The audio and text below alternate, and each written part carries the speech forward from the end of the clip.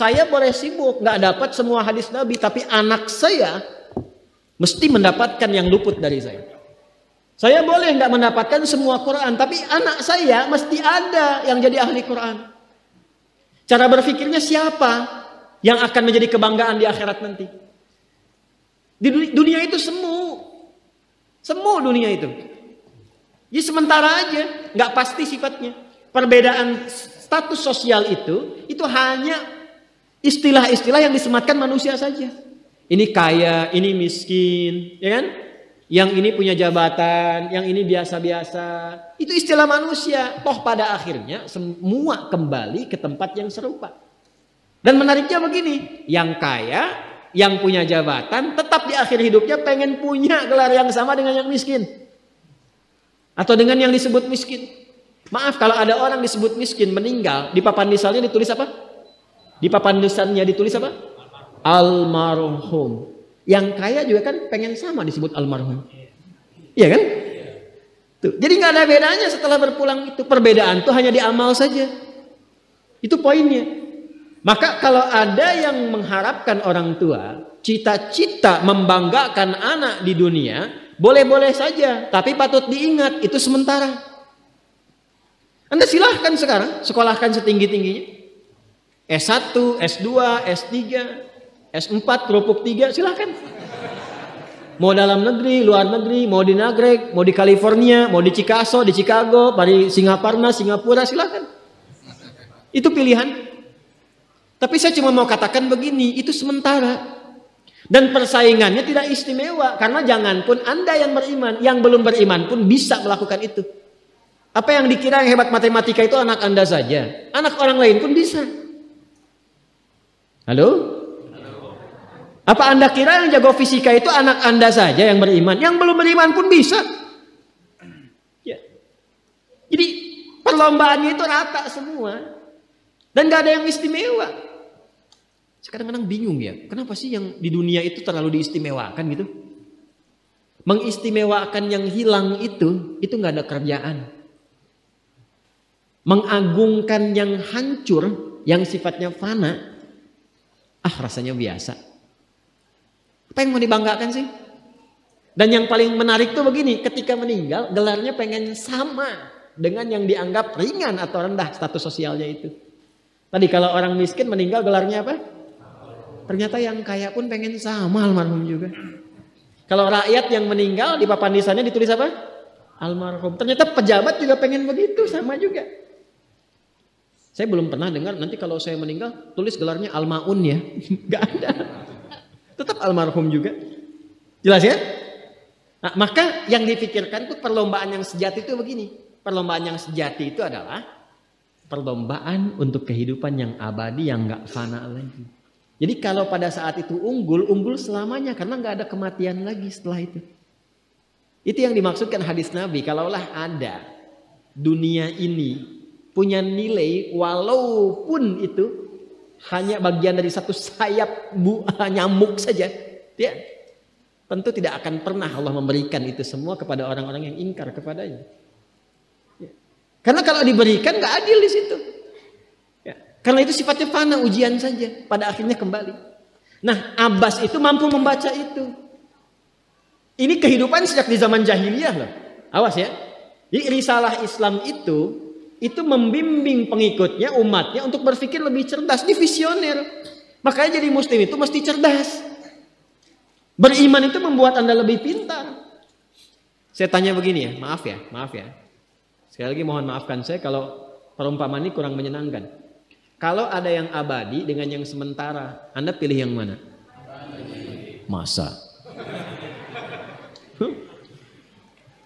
Sholat itu untuk yang abadi atau yang sementara? Abadi. Baik. Mobil itu untuk yang abadi atau yang sementara?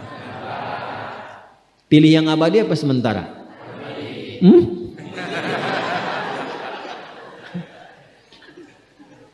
Di Kiai itu ada mobil Innova tuh.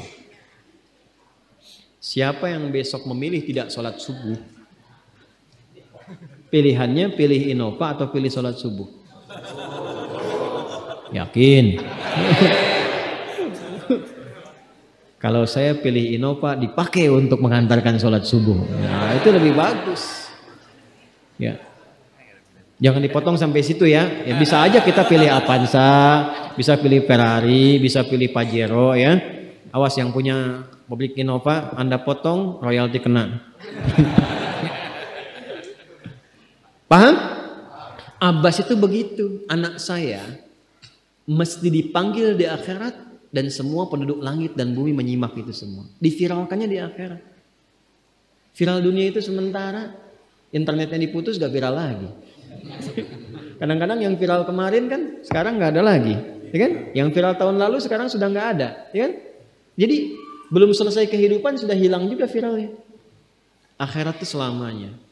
Dan biasanya begini, kalau orang-orang yang diviralkan oleh Allah atas kehendak Allah itu abadi melintasi setiap masa.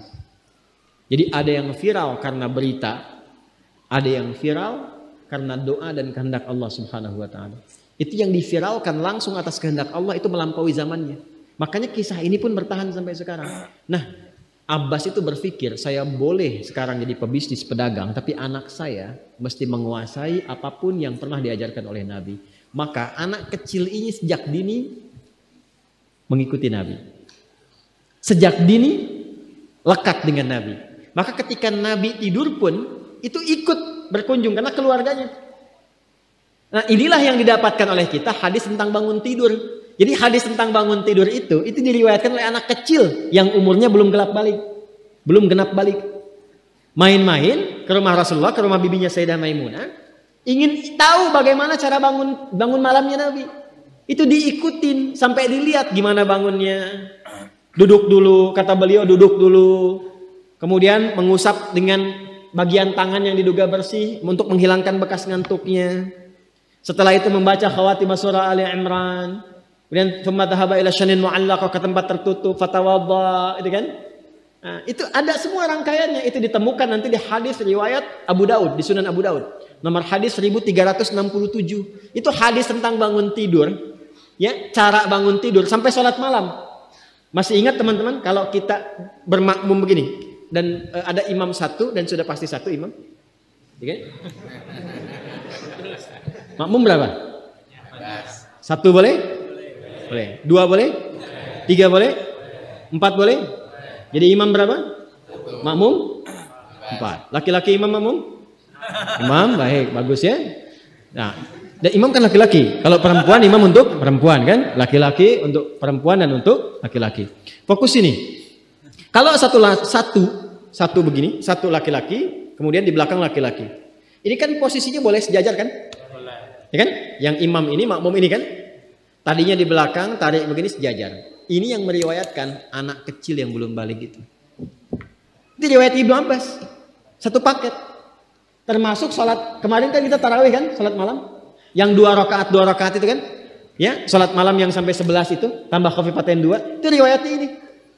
Yang sholat tahajud malam yang 11 rakaat, tambah khafifatain 2. Ini riwayatnya ini. Tutup dengan witir 1 rakaat. Itu anak kecil yang meriwayatkan. Dan tahukah Anda? Sepeninggal Nabi SAW, Abbas bapaknya ini hafal 200 hadis, anaknya Abdullah hafal 2000 hadis. Begitu caranya. Anda di sini ada yang diplomat, yang di kantor, yang taruhlah berdagang misalnya, ibu rumah tangga, ya, dan sebagainya. Boleh, nggak apa-apa. Saat ini kita mungkin belum maksimal, tapi jangan biarkan ada satu di antara anak keluarga kita yang tidak jadi kebanggaan di akhirat. Tolong ya, tolong pulang dari sini dilihat. Anak Allah titipkan kepada saya berapa anak? Tolong siapkan jadi kebanggaan akhirat. Satu aja jadi ahli Quran. Untuk pelita di rumah tuh, penghilang kesedihan, penghilang kegelisahan, mendatangkan semangat. Itu demi Allah saya katakan, gak ada yang paling indah kecuali saat ayah pulang ke rumah. Tiba kemudian dia melihat anaknya yang kecil sedang murajaah. Amma yatasaalun, bahkan surat yang bapaknya sendiri belum hafal. Jangankan pulang ke rumah, Anda sedang mau rapat, dikirimi video anak Anda 3 tahun membaca surah Al-Ikhlas, itu hati tenang. Itulah Quran. Itulah Quran.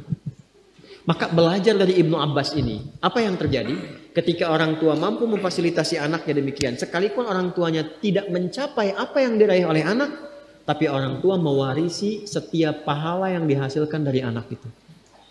Karena itulah setiap hadis yang diriwayatkan oleh Abdullah kecil ini, Ibnu Abbas, maka semua doa tersambung bukan hanya untuk beliau tapi juga untuk keluarganya, untuk orang tuanya. Karena itu kalimatnya bukan radhiyallahu taala anhu tapi anhuma, untuk Abdullah dan bapaknya.